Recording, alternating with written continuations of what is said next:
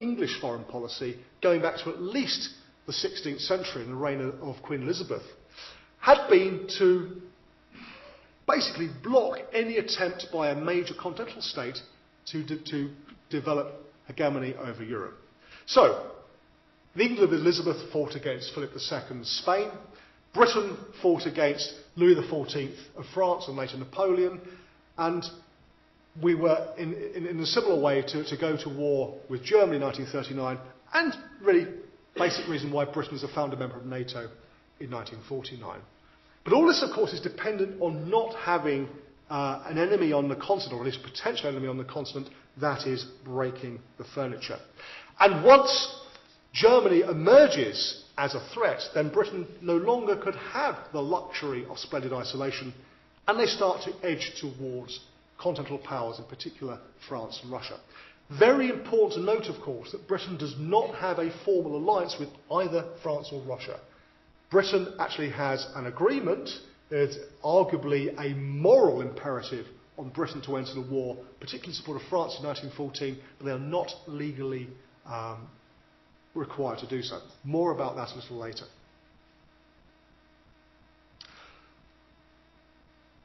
Well, in the last 20 years, alongside Germany, Austria-Hungary has emerged as being a major player in the events which led to war in 1914, not as has previously been seen as sort of the junior partner, the poodle, if you like, of Germany. And increasingly, and certainly I think that Christopher Clark gets this absolutely right, that the contest between Austria-Hungary and Serbia is if you like, the motor for bringing about the First World War. And other historians have actually followed along these lines. And I think it's very important to see Austria for the important role that it actually played. Now, Austria had had a bit of a rough 19th century.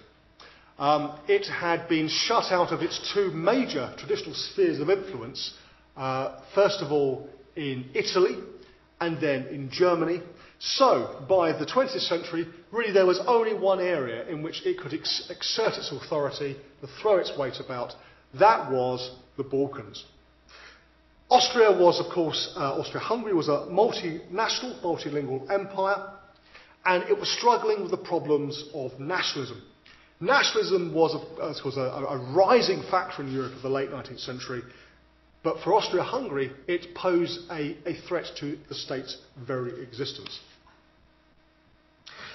In particular, this small state of Serbia, called by its old name Serbia, you can probably see it at the bottom of the map there, posed a real threat to Austria, which had grown to alarming proportions by 1914. The problem was that you had a collision of two basic impulses.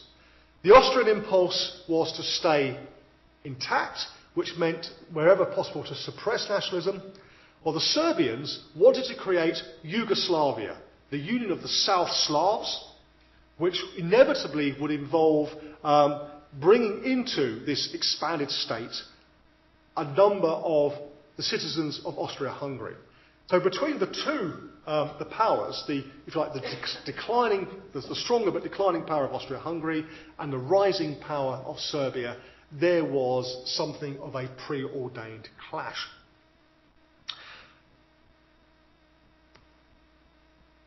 In fact, it's a cliche, but it's not in fact a bad one, that the Balkans in the immediate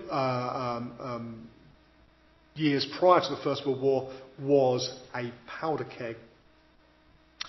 International tensions were heightened in 1908 when Vienna formally annexed Bosnia-Herzegovina. Now these were Turkish provinces which actually had been under Austrian occupation for 30 years, but at this stage they were formally seized by Austria-Hungary. And this could have brought about the First World War at this stage, not least because Russia was the protector of Serbia, and Russia saw the annexation of Bosnia-Herzegovina as being a direct challenge, a direct threat to Russia's prestige. It didn't happen, largely I think, because Russia was still in a pretty bad state after its defeat at the hands of the Japanese in the Russo-Japanese War of 1904-1905, which of course led to an abortive revolution. By 1908, the Russians were still rebuilding, and they were in no fit state actually to face up to the Austrians, particularly because the French didn't seem terribly enthusiastic about supporting the Russians at this stage. The French were not prepared, in effect, to risk a major European conflict over this particular issue. 1914, of course, when a new crisis grows up in the Balkans, the Russians are much stronger. They've actually done an awful lot to repair the problems they've had with their armed forces. They're more confident, and they go in, I think, to the July crisis with the attitude we're not going to be sold short again as we were in the Bosnian crisis of 1908. The Bosnian crisis, I think, was extremely destabilising for several reasons. Austria-Hungary's annexation of Bosnia-Herzegovina broke international law, which I think actually set up a rather dangerous precedent for what was to come. It brought to an end Russia and Austria-Hungary's collaboration, keeping things calm in the Balkans. And also, it appeared to serve notice that the ramshackle Ottoman Empire, Turkey, might be on the point of collapsing. This was reinforced by a conflict which gets very little attention in the context of the run-up to the First World War, but I think that's quite significant. That's the Italian-Turkish War of 1911, in which, of course, the Italians took Libya. And once again, it served notice that the Ottoman Empire was tottering on its last legs. And numerous states, Austria, Britain, Germany and Russia, took notice of this. What happens next was a series of wars in the Balkans itself, the First and Second Balkan Wars. Effectively what happens in 1912, there's a coalition of European states, Serbia, Romania, so on and so forth, who join together, overthrow the Turks, and throw the Turks out of almost all of Europe, leaving with a small slither of European territory, which modern Turkey retains to this day. But then, if you like, the thieves fell out among themselves. There's a second war in 1913 over the division of the spoils, and the big winner actually is Serbia, which emerges with something like an extra 50% added to its population. So quite clearly, Serbia is the rising power, and the Austrians are not surprisingly rather worried about this. The Germans play something of a role in restraining the Austrians at this stage. And in early 1914, there is a sense in Vienna that the Austrian hierarchy, both political and military, are thinking possibly they've missed their opportunity to go in and squash these upstart Serbs for once and for all. So when a new opportunity arises in late June, early July 1914 to settle with Serbia for once and for all, on this occasion the Austrians are determined to seize it. Let's pull back a bit from detailed examination of the politics of the outbreak of the First World War. Let's look at some of the big causes behind it. And some of you, if any teachers in the audience, you might recognise this acronym MAIN.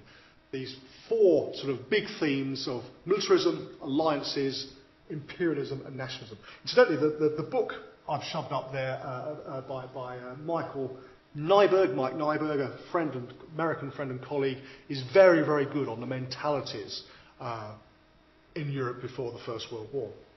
Well, let's start with militarism. Militarism has been blamed for bringing about the outbreak of the First World War. And you can actually see why people say this might be the case. I think we can look at militarism in two different ways. The first one is